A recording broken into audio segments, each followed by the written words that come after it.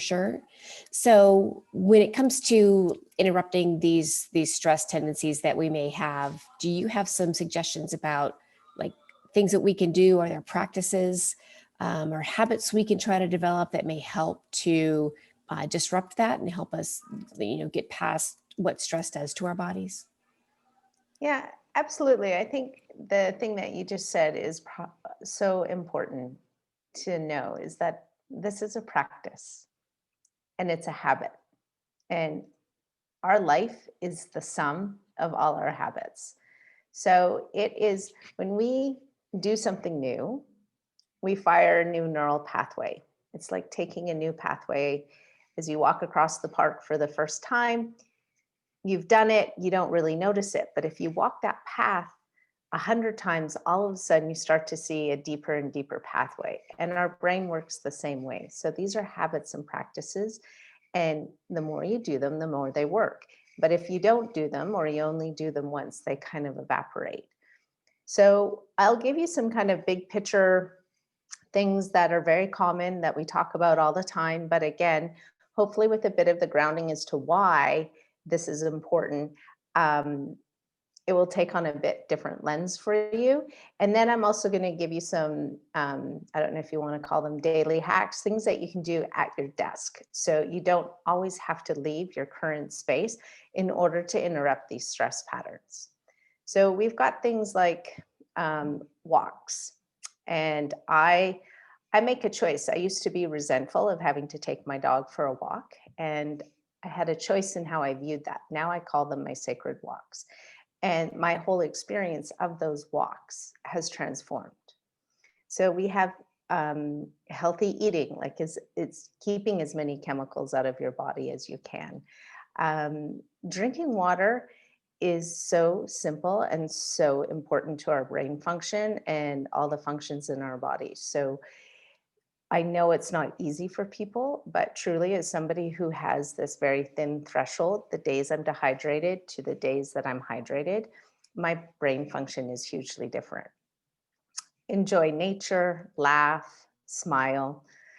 And then some of the things that you can do at your desk. What I do on my computer, my past coach, don't tell anyone, is smile. So every time I log on to my computer, I make myself smile, or at least I think about it. And I also have a notification on my phone to breathe once an hour and have a glass of water. And I think I mentioned that before. Mm-hmm. The other things that we can do are our emotions, our stresses are held in our body. Our body is the container of the emotions. So, sometimes if you have a sore neck, that can mean that you're looking at life in a rigid way. Or a sore low back can mean that maybe you're not supporting yourself or feeling supported. So there's an emotional connection to the pain that we have in our body. But one of the best things we can do is move. So really simple things are like tension and relaxation exercises. And you can sit there on a phone call or while you're typing out an email, and you start at your toes and you squeeze and you hold, and then you let out. And you move that all the way up your body. So you squeeze behind your knees, you squeeze your thighs, your buttocks, all the way up to the top of your head. And then you can go back down, and that will release tension in your body. So those stress balls that I see at conferences actually have a function. Yeah. Yeah, exactly. And these things aren't complex. They're available to us 24/7. We've talked about the importance of breathing, but going into that deep breathing, lower part of our belly, the back of our body, the front of our body, and using that. And I find with a visualization. So then I go into a 30-second visualization of something that makes me happy, that brings me peace. It could be petting my dog, it could be sitting by a beach, whatever it is for you, but just do that for a minute to 2 minutes, whatever you can do. And again, you'll start to interrupt those stress moments. So over time, you're going to have a way, your internal battery the charge will be a lot higher, and your resilience and your capacity will go through the roof. Like you said, the key is to make those a habit, right? If I just do it when I'm in a panic mode, it's not as effective as if I've actually made it kind of a daily part of my day. So you're talking about being more preventative. And you want it to go into your subconscious, so you don't even have to think about it. At first, it's a little bit awkward, but then after that, it'll just become part of who you are. Another thing that I do, I don't know if you know much about tapping, EFT, but it's a combination between modern psychology and acupressure. And you've got different points on your body. So one right here, if you just massage this or tap this and do a breath and a visualization, when they've done brain mapping, they've seen people's cortisol levels come down, or their stress levels come down.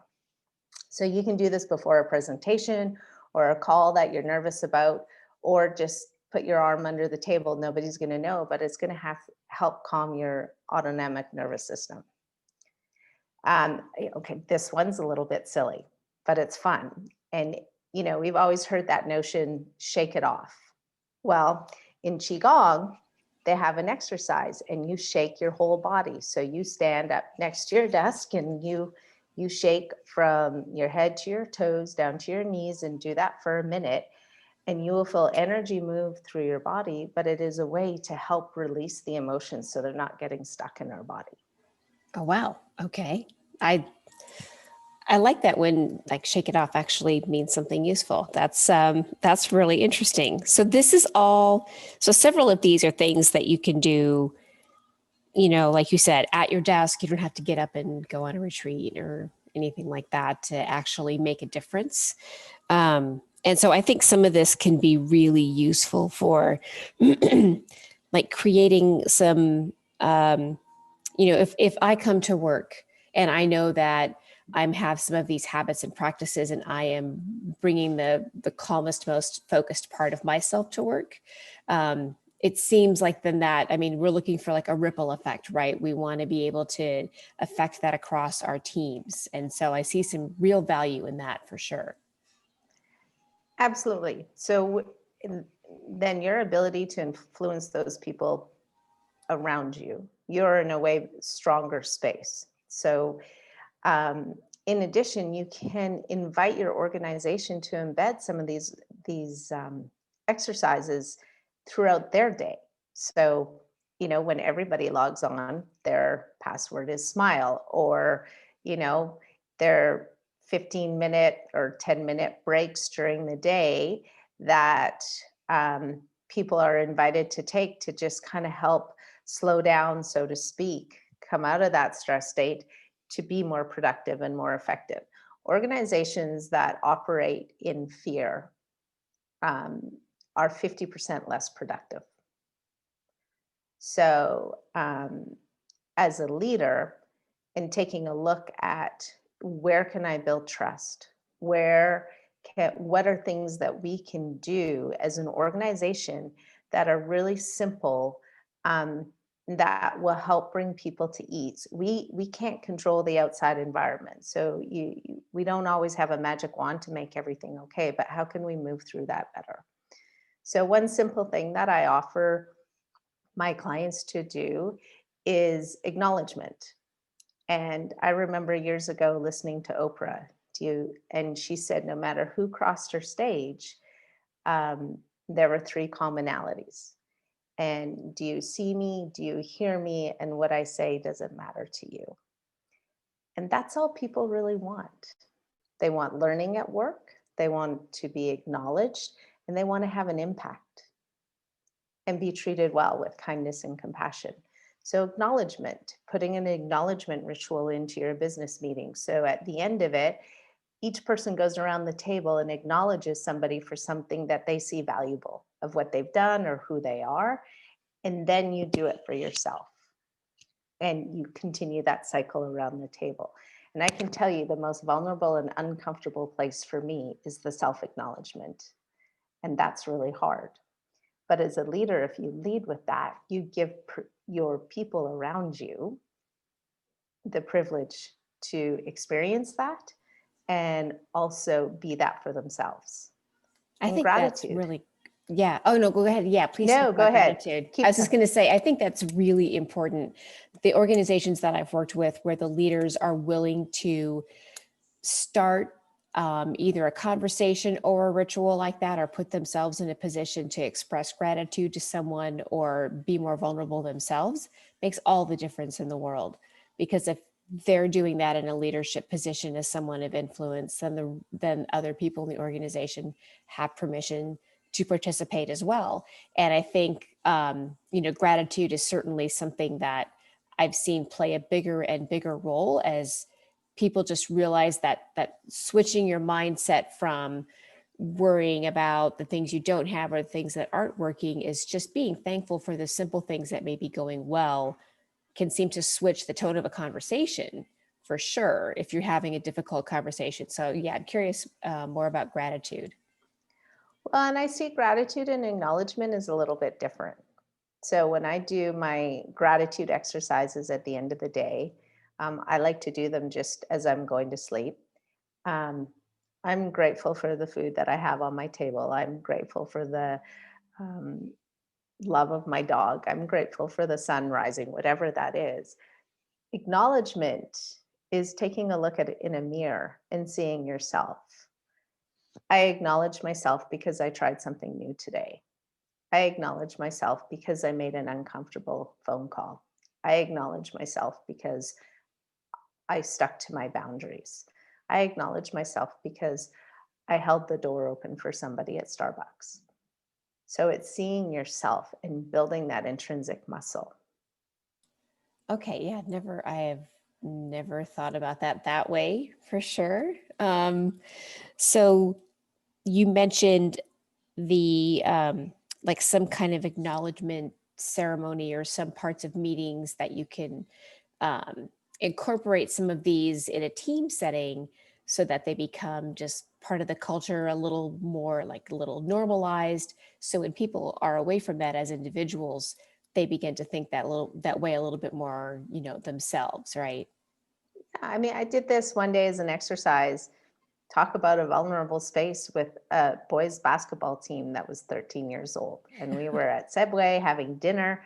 And I said, okay, can you guys go around the table and acknowledge each other They must have, for one thing? And then yeah. they had to do it themselves. And my poor son, oh, he's like, Mom, I can't believe you're doing this. And at the end of it, I asked them, I said, what was this exercise like for you? And this one boy spoke up and he said, I've never heard so many nice things said about me all at one time. Oh my gosh. Wow. Yeah. And and so that to me, that simple exercise is worth $1,000,000 Hmm. because I think we So, forget to tell people what we see in them yeah. or what we appreciate about them. Our minds always go to the negative. Hmm. And like I said earlier, when we talked about the yellow Mercedes, right? If you're always going to the negative and what I haven't done and what's wrong and I'm behind and I'm late, that's the reality that you live in. So you start building acknowledgement, kindness, gratitude, compassion into the culture of your organization, Hmm. which is what we're also seeking from a very fundamental biological perspective. People's ability to innovate, be adaptable, take risks, try new things, think outside the box, be dedicated, be committed, access those higher parts of their brain transforms. Wow, that is some great stuff. I really appreciate you helping to kind of bring that through to how important that can be in our work settings and in our team settings. And I'm not going to forget that story about the 13-year-old boy anytime soon. That was really really impactful. So I know we've got more stuff to talk about. So we'll like reconvene and have another chat in a little bit.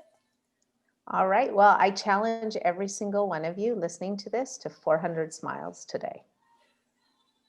All right. People in you should make in the comments if you make it to 400, let us know. Thanks so Have much. a great day. Thanks.